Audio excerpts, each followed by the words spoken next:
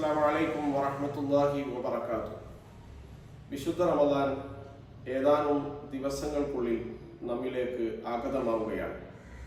A time for a change, മാറുവാനുള്ള സമയമായിട്ടാണ് റമദാനിനെ വിശ്വാസി ലോകം പരിഗണിക്കുന്നത്. നമ്മുടെ ജീവിതത്തിൽ കടിച്ചു തൂങ്ങിയിട്ടുള്ള ദുശ്ശീലങ്ങൾ, ദുശ്ശാഠ്യങ്ങൾ, അതുപോലെ തന്നെ ദുഷിച്ച പെരുമാറ്റ രീതികൾ, ഇതെല്ലാം എടുത്ത് കുടഞ്ഞറിയുകയും മികച്ച സ്വഭാവശീലങ്ങളെ കരഗതമാക്കുകയും ചെയ്യുക എന്നതാണ് റമദാനിൽ നമ്മൾ ഓരോരുത്തരും ചെയ്യേണ്ടത്. വിദ്യാർത്ഥികളും അധ്യാപകരും വിവിധ മേഖലകളിൽ പണിയെടുക്കുന്നവരും പ്രവർത്തിക്കുന്നവരുമെല്ലാം അവരവരുടെ തൊഴിലിടങ്ങളിൽ ഏറ്റവും മികച്ച സ്വഭാവത്തിനും കർമ്മത്തിനും സാക്ഷികളാവുക എന്നത് റമദാനിനോട് ചെയ്യുന്ന ഏറ്റവും വലിയ നീതിയാണ്. റമദാനിന് നമ്മൾ സാക്ഷികളാവുക എന്ന് പറയുന്നത് ജീവിതത്തിൽ നമുക്ക് കിട്ടുന്ന ഏറ്റവും വലിയ അനുഗ്രഹമാണ്. പ്രവാചക തിരുമേനി സല്ലല്ലാഹു അലൈഹി വസല്ലം ഒരിക്കൽ മിമ്പറിൽ കയറുമ്പോൾ, വെള്ളിയാഴ്ച ദിവസം ഖുതുബ നിർവഹിക്കുവാൻ മിമ്പറിൽ കയറുന്ന സമയത്ത് മലക്ക് ജിബ്രീൽ അലൈഹിസ്സലാം എന്ന് പ്രാർത്ഥിക്കുകയാണ്.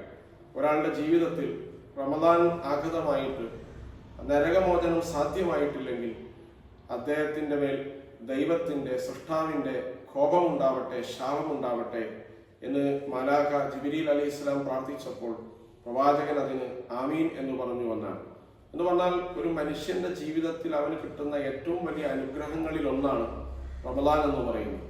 അതുകൊണ്ട് ഈ റമദാനെ മാറാനുള്ളൊരു സമയമായി അതിൻ്റെ നിശ്ചയദാർഢ്യത്തോടു കൂടി അതിനെ വരവേൽക്കാൻ, അതിനെ സ്വീകരിക്കാൻ നമുക്ക് കഴിയേണ്ടതുണ്ട്. നമ്മുടെ ഓരോരുത്തരുടെയും കുറവെന്താണ്, നമ്മുടെ ഓരോരുത്തരുടെയും നേട്ടങ്ങൾ എന്താണ്, നമ്മുടെ മെറിറ്റും ഡീമെറിറ്റും എന്താണ് എന്ന് നമുക്ക് മാത്രമാണ് അറിയുക. ഈ സ്വകാര്യമായ ആ അറിവിനെ വെച്ചുകൊണ്ട് നമ്മുടെ ദുശ്ശീലങ്ങളെ, നമ്മുടെ ഡീമെറിറ്റ്സുകളെ, നമ്മുടെ മോശം പെരുമാറ്റങ്ങളെ പതിയെ പതിയെ അലിയിച്ച് അതിനെ ഇല്ലായ്മ ചെയ്യാനുള്ള ഒരു പരിശീലനമായിട്ട് വിശുദ്ധ റമദാനെ നമ്മൾ ഉപയോഗിക്കേണ്ടതുണ്ട്. റമദാൻ എന്ന് പറയുന്നത് കേവലമായ പട്ടിണിയുടെ ഒരു മാസമല്ല. അതുപോലെ റമദാൻ എല്ലാ മനുഷ്യരെയും ഉൾക്കൊള്ളുകയും പരിഗണിക്കുകയും ചെയ്യാനാണ് യഥാർത്ഥത്തിൽ നമ്മോട് ആഹ്വാനം ചെയ്യുന്നത്. വിശുദ്ധ ഖുർആൻ ഇറങ്ങിയ മാസമാണ് റമദാൻ. ഖുർആനെ കൂടുതൽ വായിക്കാനും പഠിക്കാനും പരിഗണിക്കാനും നമ്മൾ കൂടുതൽ അത് പ്രചോദിപ്പിക്കുന്നു.